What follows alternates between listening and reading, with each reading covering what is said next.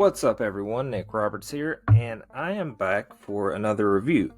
This is a special one, a big one, because we have a big movie coming out this week called The Conjuring Last Rites, which supposedly is the final installment in the Conjuring Universe, which is the most successful horror franchise in history.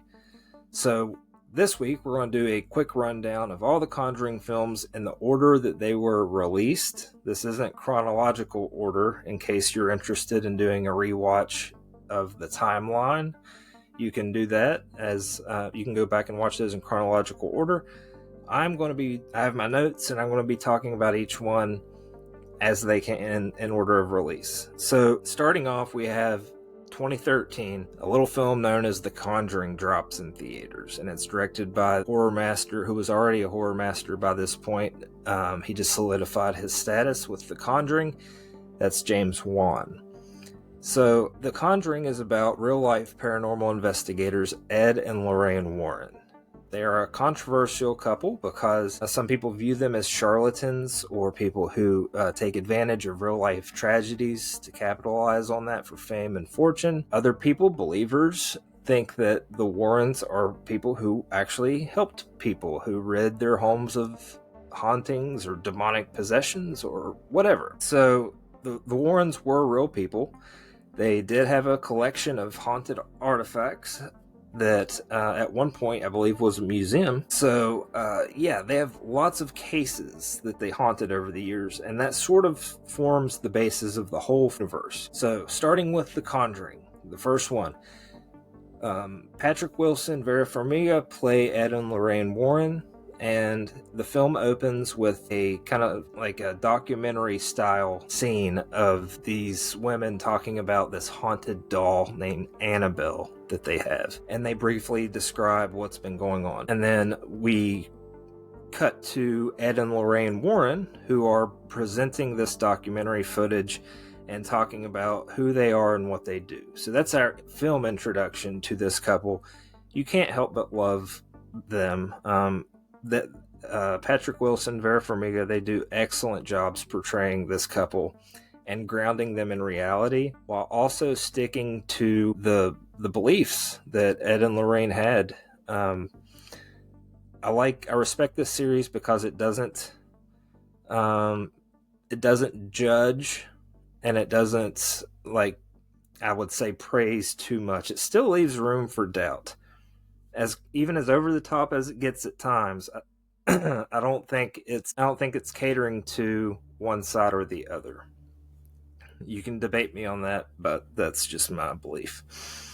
So Ed and Lorraine in The Conjuring, they go to this farmhouse.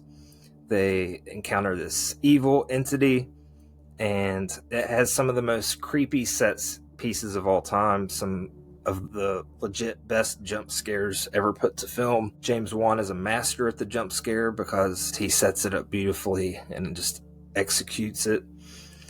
And so The Conjuring came out as huge hits. Of course, they're going to make tons of spin-offs, sequels, prequels. And the next entry in 2014 was a prequel called Annabelle. Like I said, and here's Annabelle right here. She sort of stole the show in the first movie. People were just scared of dolls. So Annabelle, the film, is a prequel to The Conjuring, and it sort of tells you what happens with Annabelle and her previous owners, how the doll became possessed, and how it ended up with the two nurses, I think they were nurses, at the beginning of The Conjuring. I remember watching Annabelle for the first time and not being floored by it, but I haven't gone back and rewatched it. I should probably do that. Plan on rewatching a lot of these before the final movie. But if I recall correctly, I remember Annabelle having some cool, creepy scenes, but without the Warrens, without those two actors in the film, it just sort of lost its... I just became less invested in it. I don't know. So now we get back to The Conjuring 2. So this is the third entry in the series. It came out in 2016, and it opens up with Ed and Lorraine's most notorious case, and that's the Amityville haunting. So we get a quick glimpse of them investigating that at the opening of this, but they actually investigate the Enfield Poltergeist in England, I believe. That's like the plot of this film, is them going to England and helping this family with this new possession. And what I remember from this one is and I did really like this film. I think it was great.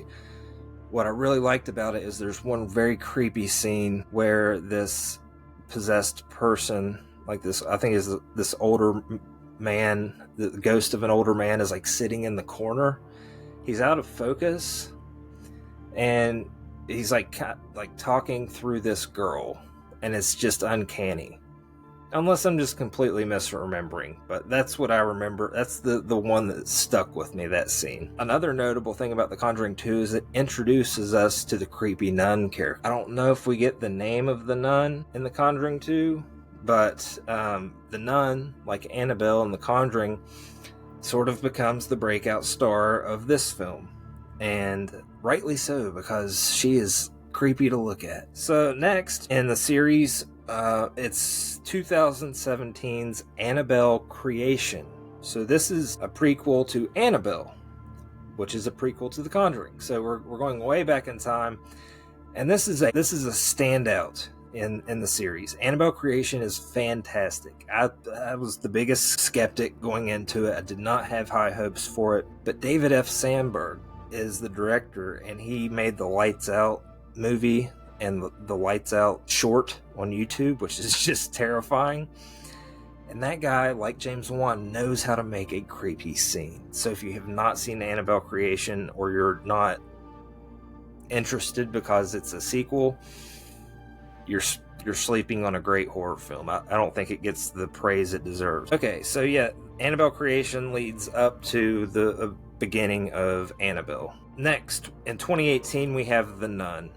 Of course, we had to have a nun movie because she was such a star in The Conjuring 2. So in The Nun, we have it takes place in, I think it's like ancient Rome, maybe not Rome, Romania. Yeah. And it's more of a gothic horror story than the other ones, because it's about this nun who is at this convent and evil things start to happen. We realize there's this demon there named Valak.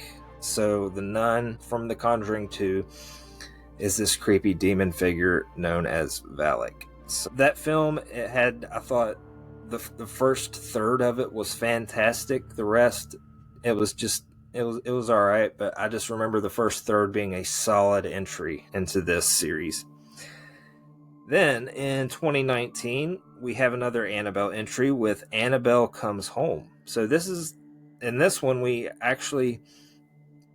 actually give us the Warrens in an Annabelle movie. And even though they're not in it a lot, basically Ed and Lorraine get called out on a case, but we don't go with them on this case. Well, we see what they're doing, but the main part of this film is what happens at home when they're gone. And all I remember is that it was, I don't know if it's like their daughter or their kids, but somebody goes into the bad room where all the haunted artifacts are, and Annabelle gets out of her cage, or the spirit comes out and starts unleashing the other objects, the haunted objects that are in there. So there's all kinds of cool, creepy spirits that are just terrorizing the Warrens' home. And yeah, so that's sort of the plot of that film. In 2021, we have The Conjuring, The Devil Made Me Do It. Now, just in that title, it refers to a direct quote from a person who was put on trial for killing his brother, I believe. It was a real-life 1981 court case, and it was the first time in history that the defense used demonic possession as a defense. Spoiler alert, they did not win the case. The kid was charged with manslaughter and served time. So yeah, this one's more of it feels like I like the movie. It feels like a different vibe than the first two Conjuring films. It's still Ed and Lorraine trying to figure out what's going on, but it's also like this courtroom thriller, ticking time bomb situation where they're trying to prove this kid's innocence, or this young man's innocence. So that's that one.